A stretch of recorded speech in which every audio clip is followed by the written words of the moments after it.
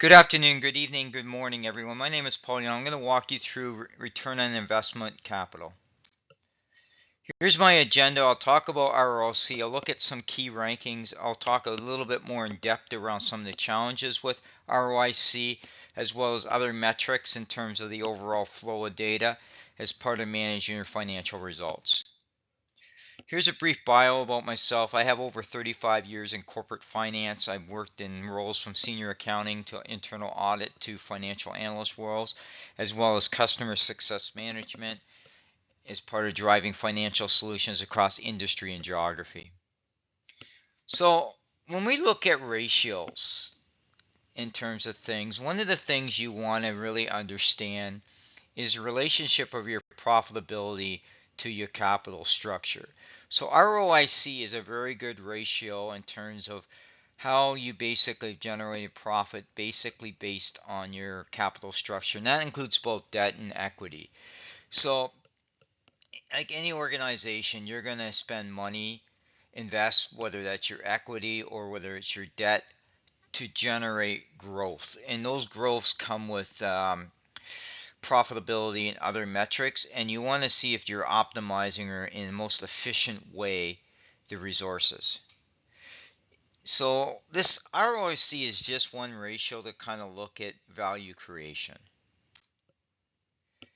This gives you a best way to kind of interpret this is ROIC and weighted average cost of capital are two key ratios that equity and other companies look to evaluate their investments. The problem is with ROIC is that you could have two companies together, but they could have different capital structures in terms of equity and debt. So it can give you misleading information. So you kind of have to use ROIC with other ratios to make sure that what you're looking at is comparable. This is a good example, like I said, is it's about the capital structure, and higher level debts may give you a different perspective of that. So you'll want to look at ROIC with is how are the capital structures comparable. When you look at different things in terms of influence return on investment capital, companies typically that I've seen with the highest ROIC tend to have low debt, but they tend to have higher profit margins because they tend to be in a sector like technology, which doesn't really rely on a lot of capital compared to an oil and gas sector. So you have to look at things with a grain of salt sometimes to see how capital structures are working across industry.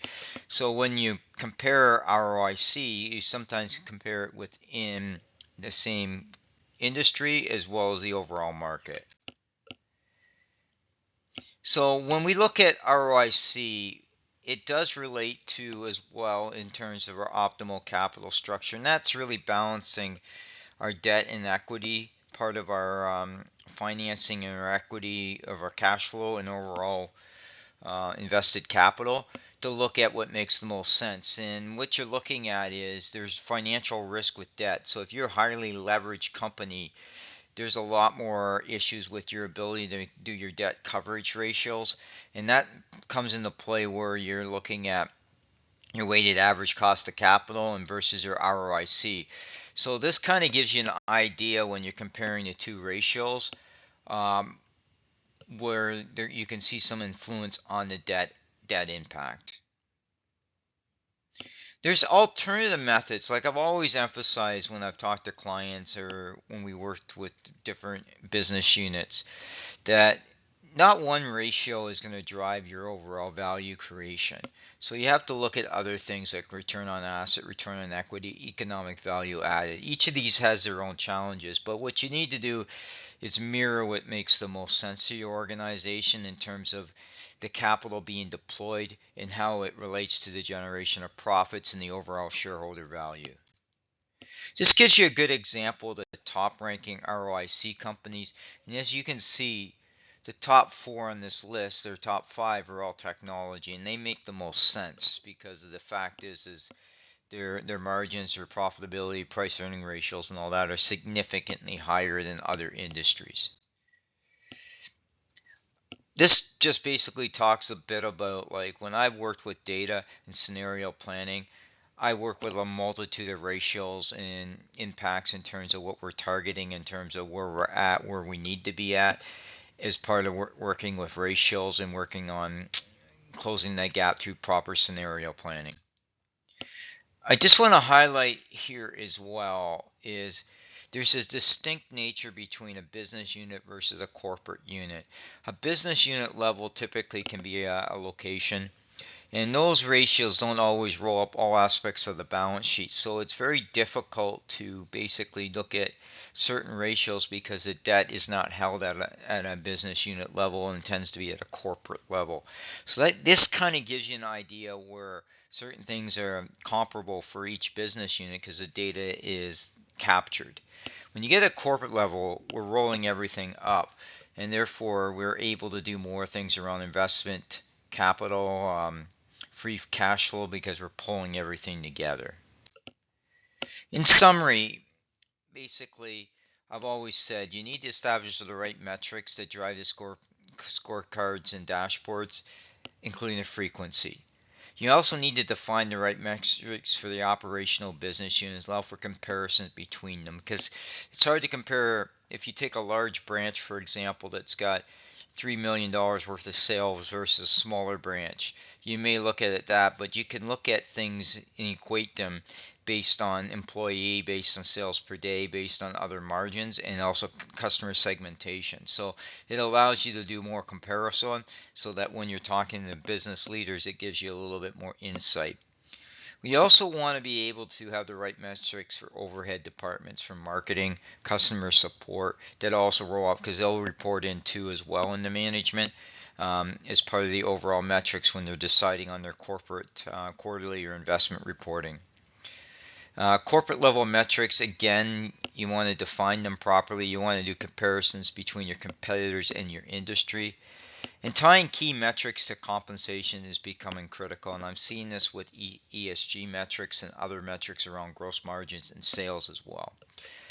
Over the last 25 years, there's been more and more emphasis and appetite around driving data and AI as part of solutions, OLAP solutions. I've used significant and different tools that do that just capture data, so you're not spending all the time crunching numbers.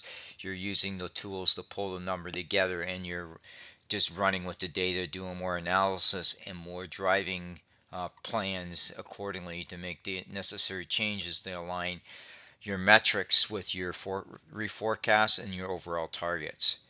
So understanding the limitations of metrics is critical. Not one metric in its own right is going to define where you head with your value creation. So you need to understand how to combine metrics and how best to use the metrics to tell the right story. This is just some additional links that I have done in terms of what I do each month around countries. I also do a lot of blogging around different data points and analysis. I'm all about getting knowledge out. And here's my contact information. You can find me on LinkedIn, YouTube. I have a couple SlideShare sites that I started back in 2015, putting content up there, and in my email as well.